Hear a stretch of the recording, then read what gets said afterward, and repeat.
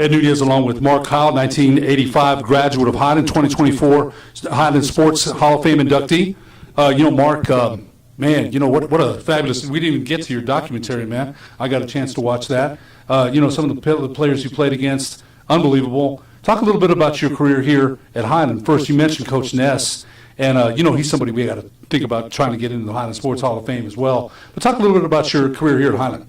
Thanks, Ed. Yeah, you guys have done a great job, and I'm sure you'll get to him someday. You guys have got some great athletes in there.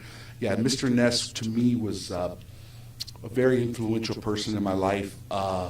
Did you know Rich? I didn't, but I remember the name. Yes, Yeah. he was a coach for many years, maybe over 20, and he was very down to earth, and he let me practice with the best other junior tennis players in the city at one club, which enabled me to improve a lot.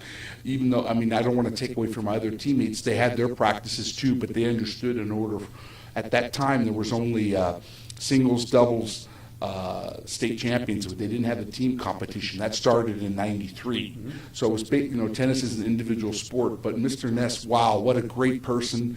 He unfortunately is not around, but he was a very smart guy. He was very intelligent. He might have been a doctor. I don't know if he had a PhD, but he was a very bright guy.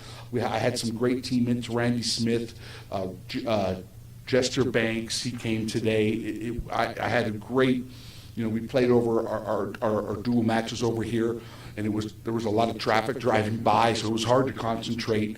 And I played 4 years. Like I said in my speech, I didn't qualify my freshman year. I lost in the district finals to Kirk Kennedy from Sandy, a good player. And then he was 2 years older. And then my sophomore year, I actually played number 2 singles at Highland up until my junior year. I played behind Nicole McKenzie. Actually, up until my senior year, I played number 2.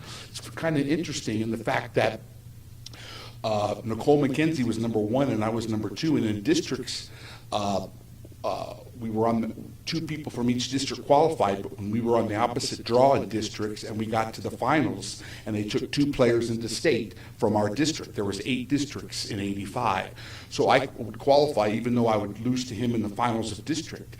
And then in the state tournament, we were on opposite sides of the draw, and he would play one of the best players to come out of New Mexico, who's unfortunately deceased also, Mike Velasquez from Valley High. Yeah. So he would play Nicole in the semis my sophomore, junior year, and I'd be on the opposite draw, and he unfortunately would lose to Mike, but he was our number 1